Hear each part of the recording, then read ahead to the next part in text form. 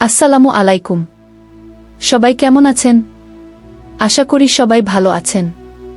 আজ আপনাদের জন্য নিয়ে এসেছি গল্পের অন্তিম পর্ব। আশা করি গল্পটি আপনাদের ভালো লাগবে। তাহলে চলুন শুরু করা যাক। ভোরের দিকে নামাজ পড়ার জন্য উঠেছি।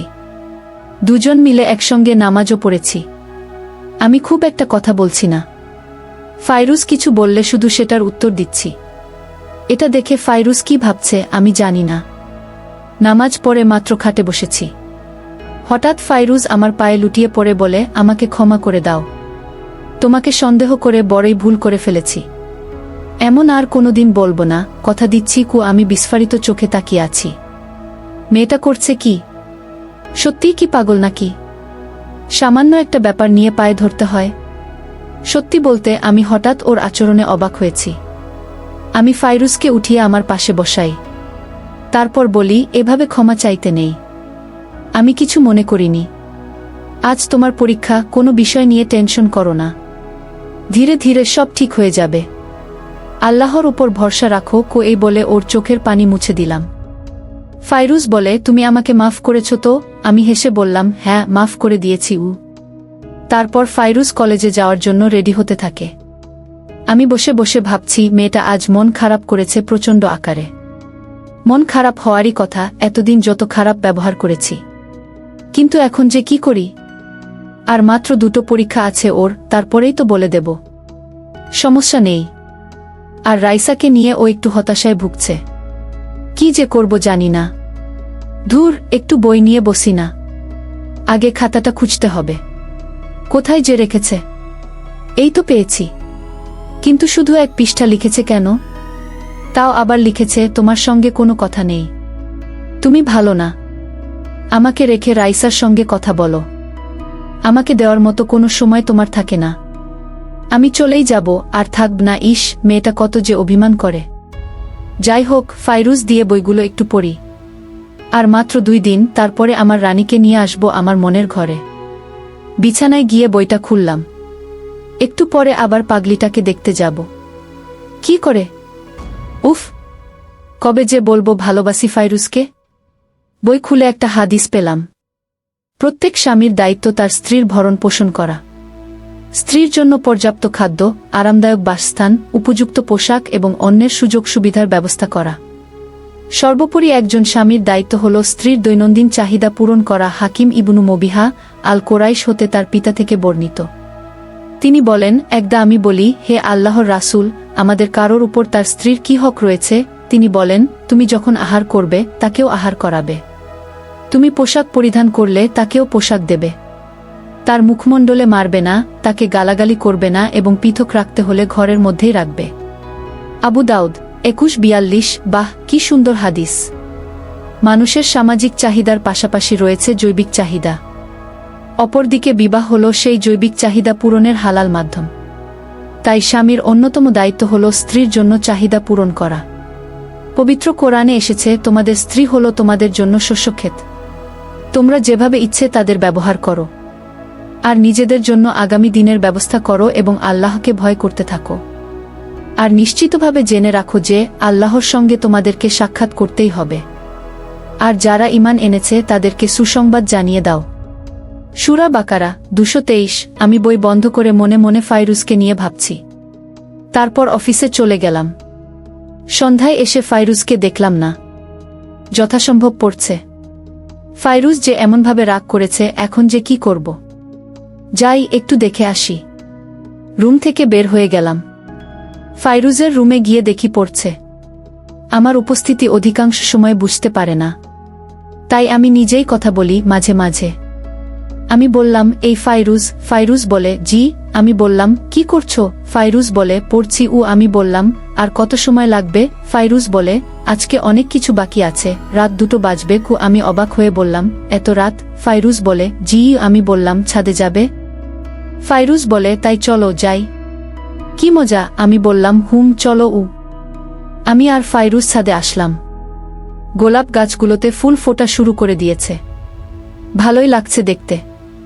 আল্লাহর সৃষ্টি কতই না সুন্দর। সেদিন রাতের কথা মনে পড়ে গেল। ফাইরুজ গোলাপ দিয়ে প্রপোজ করার কথা বলেছিল। আমি বললাম, এই পাগলি, দেখো গোলাপ ফুটেছে। ফাইরুজ মুখ কালো করে বলে, তাই তো দেখছি। আমি বললাম, কিছু বলবে না? ফাইরুজ বলে, কি বলবো? আমি বললাম, না কিছু না। কিছুক্ষণ সময় কাটিয়ে চলে আসলাম। ফাইরুজ আবার পড়তে বসল। পরের দিন কলেজে যায় ফাইরুজ। আজ তার শেষ পরীক্ষা। পরীক্ষা ভালোই হয়েছে, আলহামদুলিল্লাহ। সবগুলো পরীক্ষা ভালোভাবে দিয়েছে। মাঠে সামিরা আর ফাইরুজ দুজন একসঙ্গে বসে আছে। ফাইরুজের খুব ইচ্ছে করছে সামিরাকে জিজ্ঞেস করতে ইরফান ওর সঙ্গে কিসের কথা বলে, কিন্তু সরাসরি বলতে পারছে না, তাই বসে উসখুস করছে। সামিরা বলে, কি রে, তোকে এমন দেখাচ্ছে কেন? কি হয়েছে? কোনো সমস্যা? ফাইরুজ বলে, একটা কথা জিজ্ঞেস করার ছিল, তুই যদি কিছু মনে না করিস। কি? সামিরা বলে, আরে আমি কিছু মনে করব না। ফাইরুজ বলে, ইরফান তোর সঙ্গে কিসের এত কথা বলে? সামিরা ভ্রুকুটি করে বলে, ব্যাপার কি বলতো? তুই কি কিছু সন্দেহ করছিস নাকি আমাদের নিয়ে? ফাইরুজ সামিরার কথা শুনে একটু ঘাবড়ে যায়। তৎক্ষণাৎ নিজেকে স্বাভাবিক করে বলে, না মানে তেমন কিছু না, এমনিই জিজ্ঞেস করছি। আর কি? সামিরা বলে, তুই আমার থেকে কিছু লুকোচিস কি? ফাইরুজ বলে, তোকে সব বলবো, আগে তুই বল, ইরফান তোর সঙ্গে কিসের কথা বলে? সামিরা বলে, তেমন কিছু না। সে জানতে চাচ্ছে তুই কি পছন্দ করিস, কি খেতে ভালোবাসিস, তোর কোনো কালার পছন্দ, তুই ঘুরতে ভালোবাসিস কিনা, আরও নানা বিষয়। এবার তুই বলতো, তুই কোনো কাণ্ড করে বসিসনি তো? ফাইরুজ মাটির দিকে তাকিয়ে বড় করে একটা দীর্ঘ নিঃশ্বাস ফেলে। মনে মনে ভাবে, আমি কি করলাম? না জেনে না বুঝে দুজনকে নিয়ে সন্দেহ করলাম। এত বড় ভুল আমি করতে পারলাম? ফাইরুজ মাটির দিকে তাকিয়ে চুপ করে আছে দেখে সামিরা বলে, কি রে, অমন মাটির দিকে তাকিয়ে কি ভাবছিস? ফাইরুজ সামিরার হাত ধরে বলে, অনেক বড় ভুল করে ফেলেছি, এবার আমাকে বলা। সব কথা সামিরাকে খুলে বলে। সব শুনে সামিরা বলে, আর যাই বলিস, ইরফানকে ডিভোর্স দেওয়ার কথা বলা ঠিক হয়নি কি? ফাইরুজ বলে, এখন বুঝতে পারছি রে। তুই আগে বললি না কেন যে এই বিষয়ে কথা বলে? ও সামিরা বলে, ও বলতে নিষেধ করেছে তাই। ফাইরুজ বলে, শরীরে কুধারণা করা কবিরা গুনাহ, ভুলে গিয়েছিলাম। কি? সামিরা বলে, আমি কিছু মনে করিনি। আমি জানি তুই ইরফানকে খুব ভালোবাসিস, তাই ওর পাশে কাউকে দেখলে এমনটা মনে হওয়ারই কথা। এসব বাদ দে। আজ ইরফান আসতে লেট করছে কেন? ফাইরুজ বলে, জানি না, পথে কোনো সমস্যা হলো কিনা বুঝতেও পারছি না। সামিরা বলে, ওই তো চলে এসেছে। আর শোনো, তুই খুব দ্রুত একটা খুশির খবর পাবি। ফাইরুজ অবাক হয়ে বলে, মানে? সামিরা বলে, মানে পরে বুঝবি, শুধু আর কালকের দিনটা অপেক্ষা কর। ফাইরুজ বলে, কি বলবি তো? সামিরা মনে মনে বলে, সব বললেও এটা বলবো না যে কাল ইরফান তোকে মেনে নেবে। সামিরা বলে, সারপ্রাইজ। আমি এখন যাই। ফাইরুজ বলে, কিসের সারপ্রাইজ? বলবি তো আগে। সামিরা বলে, বলা যাবে না। আমি গেলাম কি? এই বলে সামিরা চলে গেল। ফাইরুজ তাকিয়ে আছে সামিরা চলে যাওয়ার দিকে। আমি ওর সামনে গিয়ে বললাম, এই যে ম্যাডাম, আসসালামু আলাইকুম। ফাইরুজ সামিরার দিকে এক নজরে তাকিয়েছিল, আমার কথা বেমালুম ভুলে গেছে। হঠাৎ আমার কথা শব্দ ফিরে, তারপর আমার দিকে তাকিয়ে বলে, ওয়ালাইকুমুসসালাম। তোমার আসতে আজ এত দেরি হলো যে? রাস্তায় কোনো সমস্যা হয়নি তো? আমি বললাম, না, অফিস থেকে বের হতে একটু লেট হয়ে গেছে, তার জন্য সরি। আমার সঙ্গে কথা বলতে বলতে ফাইরুজ উঠে দাঁড়ালো। ফাইরুজ বলে, সরি বলছো কেন? এমনটা হতেই পারে। আমি বললাম, আজ সামিরা তাড়াতাড়ি চলে গেল মনে হয়, মেয়েটার সঙ্গে কথাই বলতে পারলাম না। ফাইরুজ বলে, কেন বলো তো, কিসের কথা ওর সঙ্গে? আমি বললাম, ছিল কিছু কথা, বাদ দাও। এখন বল, কি খাবে? সময় তো কম হলো না, নিশ্চয় খিদে পেয়েছে। ফাইরুজ বলে, হ্যাঁ, খুব খিদে পেয়েছে, চলো ফুচকা খাই। আমি মনে মনে ভাবছি, সামিরার কথা শুনে আজ কোনো রিয়াক্ট করল না। সামিরা কি ওকে সব বলে দিয়েছে? বলে দিলে তো আমার সারপ্রাইজ চপাট হয়ে যাবে। ফাইরুজ বলে, এই তুমি আনমনে কি ভাবছো বলো তো? আমি বললাম, কিছু না, চলো ফুচকা খাই গিয়ে। তারপর দুজন ফুচকা খেয়ে বাসায় চলে আসলাম। বিকেলবেলা ঘুমিয়ে আছি, হঠাৎ মা জোরে ডাকল। কি যে হলো বুঝলাম না। আব্বুও ডাকছে। রুম থেকে বের হয়ে দেখি ফাইরুজের মাথায় সবাই পানি দিচ্ছে। এ মা, কি হলো ওর? আবার কাজের বুয়া হাতে পায়ে তেল দিয়ে দিচ্ছে। দ্রুত কাছে গেলাম, দেখি মেয়েটা অজ্ঞান হয়ে গেছে। কিছু সময় পরেই জ্ঞান ফিরল। রুমে নিয়ে এসে শুইয়ে রাখতে বলল সবাই, আর আমাকে খেয়াল রাখতে বলেছে। আমি ফাইরুজকে রুমে নিয়ে এসে বিছানায় শুইয়ে দিলাম। আমি ওর মাথার কাছে বসে মাথায় হাত বুলিয়ে বললাম, কি হয়েছে তোমার? এমন অজ্ঞান হলে কেন? ফাইরুজ বলে, জানি না, খাওয়ার পর বমি হলো আর তারপর মাথাটা ঘুরে গেল। কি হয়েছে বুঝতে পারছি না, তবে কিছুই ভালো লাগছে না। আমি রাগের সঙ্গে বললাম, ঠিকমতো খাও না তো, তাই এমন হয়েছে। ফাইরুজ বলে, রাগ করছো কেন? আমি তো খাই ঠিকমতো। আমি ধমকের সুরে বললাম, তাই নাকি? খুব খাও বুঝি? তাহলে ওইটা এত কম কেন? ফাইরুজ এসে বলে, আরে রাগ করো না, জানো হযরত আয়েশা অনেক হালকা পাতলা গড়নের ছিল, এজন্য রাসূলুল্লাহ সাল্লাল্লাহু আলাইহি ওয়াসাল্লাম মাঝে মাঝে তাকে কোলে করে ঘুরাতেন। তাই আমিও ভেবেছিলাম কি এই বলে আর কিছু বলল না। আমি বললাম, আরে কৃষক রে, ঠিক আছে চলো তোমাকে কোলে করে নিয়ে ঘুরে বেড়াই, যদি মহারানীর শখ মেটে। আমি হেসে বললাম। ফাইরুজ আমার কথা লজ্জায় মুখ ঘুরিয়ে নেয়। সেদিন রাতে আর ছাদে ঘোরা হলো না। মেয়েটা অসুস্থ, পরীক্ষার চাপে হয়তো শরীরটা খারাপ হয়েছে। ফাইরুজের পরীক্ষা শেষ, তবে আজ একটু লাইব্রেরিতে যাবে কিছু বই আনতে। সকালে বাবার সঙ্গে যাবে আমাকে বলেছিল, কিন্তু আমি যেতে পারছি না, অফিসে জরুরি কাজ আছে। তাই অফিসের কাজ শেষ করে একটু কেনাকাটাও করতে হবে। তাই সকাল সকাল অফিসে চলে গেছি। অফিসে গিয়ে সব কাজ কমপ্লিট করে দুপুরের দিকে বেরিয়ে গেলাম। ফাইরুজের জন্য মার্কেটিং করব বলে। শামিরার কাছ থেকে ফাইরুজের পছন্দের সব কিছুর নাম জানা হয়ে গেছে। এখন শুধু কিনে উপহার দেওয়ার পালা। এসব দিলে পাগলিটা কত খুশি হবে। উফ, ভাবতেও ভালো লাগছে। অনেক কিছু কিনেছি, চুড়ি, পায়ের তোড়া, কানের দুল, আরও কত কিছু। একটা শাড়িও নিলাম, আর গাছের গোলাপ তো আছেই। বিকেলে ফাইরুজ পড়ার রুমেই থাকে, আমার রুমে রাত ছাড়া আসে না। তাই শপিং করা জিনিসগুলো নিয়ে এসে রুমের আলমারিতে রেখে দেব। খুব ভালো লাগছে আজ। মনের মানুষের সঙ্গে মিল হবে, ফাইরুজ আমাকে নিজের করে পাবে। এসব ভাবতে ভাবতে সবগুলো শপিং করে নিলাম। তারপর একসময় বাড়িতে চলে আসলাম। বারবার কলিং বেল প্রেস করছি, কিন্তু কেউ দরজা খুলছে না। কি একটা বিপদ। ফাইরুজ আসলেও তো ভালো হতো। ধুর, কেউ আসছে না। পকেট থেকে অনেক খুঁজে চাবি বের করলাম। দরজা নিজে খুলে ঢুকতে হবে দেখছি। এমন সময় দরজা খুলে গেল। আহা, বাড়িতে চলে এসেছি। শুধু রাত হওয়ার অপেক্ষা। ছাদে গিয়ে অনেকগুলো গোলাপ এনে রেখেছি। একটু ঘুমিয়ে নিতে হবে, কারণ আজ সারারাত ফাইরুজকে বুকের মাঝে রেখে আমার মনের কথাগুলো বলবো, আদর করব। উফ, ভাবতে শরীর কেমন শিহরণ খেলে যাচ্ছে। মেয়েটাকে আর ডাকলাম না। ফ্রেশ হয়ে শুয়ে পড়লাম। মাগরিবের আজান শুনে উঠে পড়লাম। তারপর মাগরিবের নামাজ পড়ে বাড়িতে ফিরে আসলাম। দেখছি ফাইরুজের আবার মন খারাপ। পাগলিটা আর কত সময় বা মন খারাপ করে থাকবে? আর তো কিছুটা সময়, তারপরেই বলে দেব। এইসব ভেবে মুচকি হাসলাম। আমি রুমে বসে আছি। কত সময় ধরে একা একা বসে আছি আমি নিজেও জানি না। কিন্তু ফাইরুজের কোনো খোঁজই নেই। শরীর মনে হয় ক্লান্ত, তাই হয়তো ঘুমাচ্ছে। না, যাই একটু ডেকে নিয়ে আসি। আমি উঠে পড়ার রুমে গেলাম। দরজার কাছে দাঁড়িয়ে ডাকলাম, ফাইরুজ। এই ফাইরুজ। ফাইরুজ বলে, জি। আমি বললাম, কই তুমি? ফাইরুজ বলে, বেলকনিতে। আমি বললাম, ওখানে কি করছো একা একা? ফাইরুজ বলে, তেমন কিছু না, একটু বাতাস খেতে আসলাম। আমি বললাম, তাই বাতাসও খাওয়া যায়? ফাইরুজ বলে, এই তো যাই। আমি বললাম, মন খারাপ কেন? ফাইরুজ বলে, ভাবছি। আমি বললাম, কি ভাবছো?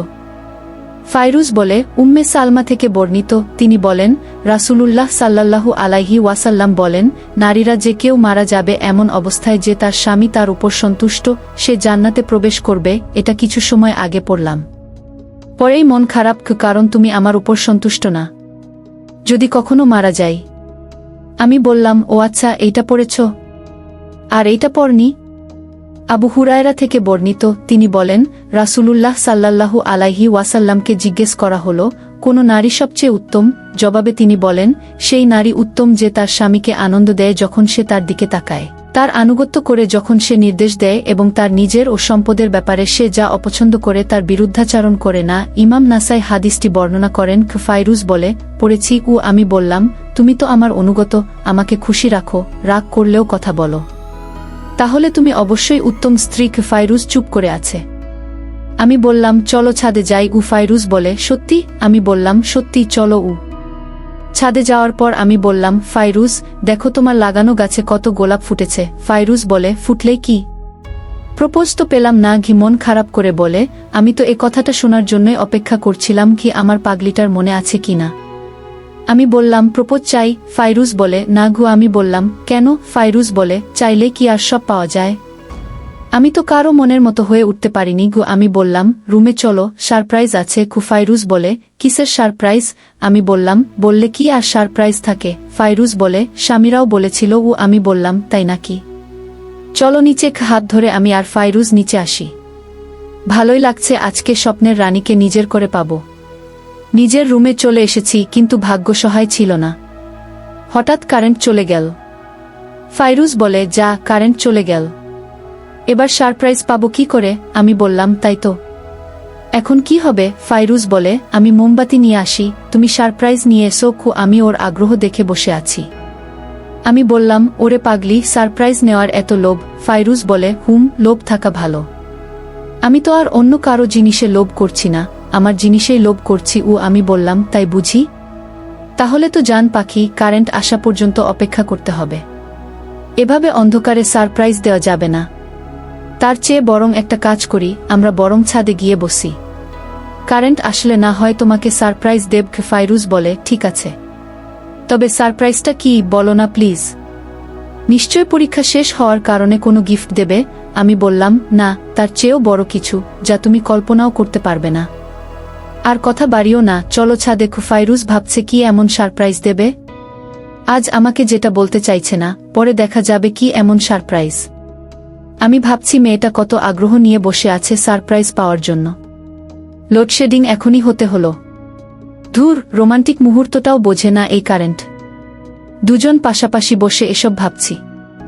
ফাইরুজ বলে, চুপ করে কি ভাবছো তুমি? আমি বললাম, তেমন কিছু না গি।